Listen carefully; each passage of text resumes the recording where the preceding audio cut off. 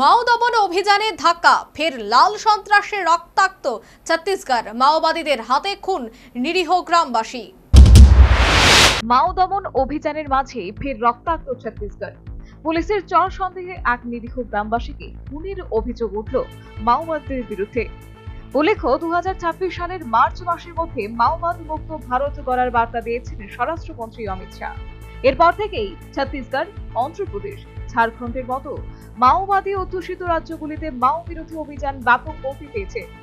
গোয়েন্দাদের মতে বর্তমানে ছত্তিশগড় তেলেঙ্গানা সীমানাবর্তী কারেগুট্টা পাহাড়ি এলাকা মাওবাদীদের অন্যতম শক্ত ঘাঁটি।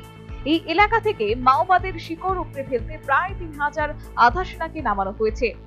21 এপ্রিল থেকে ওই অঞ্চলে শুরু হয়েছে অভিযান। পাশাপাশি দেশের বাকি অংশেও লাগাতার অভিযান চালিয়ে যাচ্ছে নিরাপত্তা বাহিনী। অনুমান করা হচ্ছে নিরাপত্তা বাহিনী লাগাতার হামলার মুখে পড়ে পাল্টা গ্রামবাসীদের নিশানা করছে মাওবাদীরা।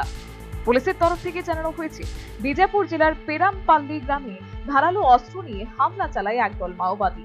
অভিযোগ, পুলিশের চর সন্দেহে এক গ্রামবাসীকে কুপিয়ে খুন করে তারা। মৃতের নাম কাওয়াসি হুঙ্গা। প্রাথমিক তদন্তের পর জানা গেছে মাওবাদীরা সাধারণ পোশাকে এসেছিল, ফলে তাদের চিনতে পারেননি গ্রামবাসীরা। বিজাপুর পুলিশের এক আধিকারিক জানান, মাওবাদীরা কাপুরুষোচিত আচরণ করেছে, কোনো কারণ ছাড়াই গ্রামবাসীদের উপর আস্থা করা হয়েছে। আমরা ইতিমধ্যেই অভিযুক্তদের খোঁজে তল্লাশি শুরু করেছি। National bureau report, news vanguard.